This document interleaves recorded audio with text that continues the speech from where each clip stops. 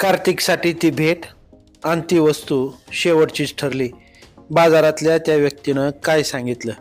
सोलापूर जिल्ह्यातल्या माढ्यातल्या आरण येथील 10 वर्षीय कार्तिक खंडाळेच्या झालेल्या खुनानंतर आणि याचा तपास आणि यामागचं कारण समोर येईपर्यंत एवढ्याशा 10 वर्षाच्या पोराची चूक काय असेल आणि त्यावेळी तो जीव किती हळहळला असेल असं एकीकडे चर्चा होत असतानाच दुसरीकडे संत सावतामाळी महाराजांच्या संजीवन समाधी सोहळा जवळ आल्यानं या झालेल्या प्रकरणामुळे पालकवर्गात देखील भीतीचं वातावरण होतं. 15 जुलैला सायंकाळी कार्तिक बेपत्ता झाला. 16 जुलैला कार्तिकबद्दलची मिसिंग कंप्लेंट टेंभुर्णी पोलीस ठाण्यात नोंदवण्यात आली. पोलिसांनी CCTV फुटेजच्या आधारे पहिला आरोपी आणि त्यानंतर दुसऱ्या संशयित आरोपीलाही पकडलं. यामागचं कारणही समोर आलं. कार्तिकबाबतचा हा सगळा संताप आणणारा प्रकार घडण्यापूर्वी कार्तिक खंडाळेच्या बाबतीत 2-3 गोष्टी शेवटच्याच ठरल्या. मोडणीमचा आठवडा बाजार मोठा भरत असल्यामुळं या बाजारात आसपासच्या खेड्यातून नागरिक महिला बाजारात खरेदी करण्यासाठी येत असतात. तसा कार्तिक ही आपल्या वडिलांसोबत 12 जुलैला दुपारच्या सुमारास मोडणीमच्या आठवडा बाजारात आला होता.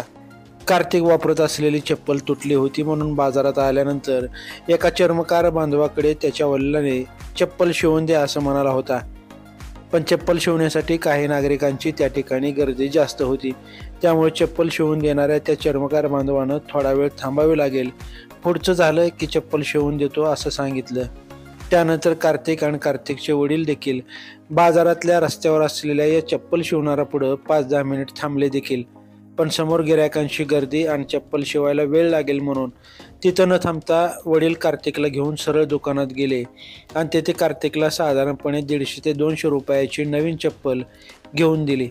कार्तिक खंडाळेच्या बाबतीत घडलेला हा प्रकार समजल्यानंतर चप्पल शिवून देणाऱ्या त्या व्यक्तीनं हळहळ व दुःख व्यक्त करीत कार्तिकबाबतची ही 12 जुलैची आठवण सांगितली.